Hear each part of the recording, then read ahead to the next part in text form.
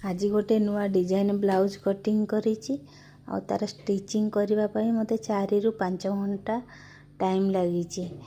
आपन को केमती लागुछि मते कमेंट माध्यम रे कहिबे। आ एठी सब बेड्स गुडा सब हाथ रे छला सेति पई ए डिजाइन टा टिके अलगा कपड़ा रे जॉइंट करिछि किंतु पूरा सेम टू सेम कलर ए डिजाइन टा मिली गला सेति पई मते बहुत सुविधा हैला। आ ए डिजाइन टा करि पाइली नले भी करि पार न थांदी। आ ये जो डिजाइन टा है पूरा अलगा कलर अलगा कपड़ा रे किंतु पूरा colour same to same matching colour मिली गला। ए डिजाइन आपन को केमती लागुची निश्चय कमेंट माध्यम रे जणाइबे।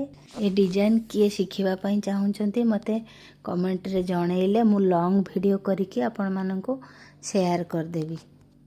एही टाइप रो ब्लाउज करबा को आपन मानकर साइड रे केते टंका नउचंती मते कमेंट माध्यम रे कहिबे। जे रहिली बाय बाय।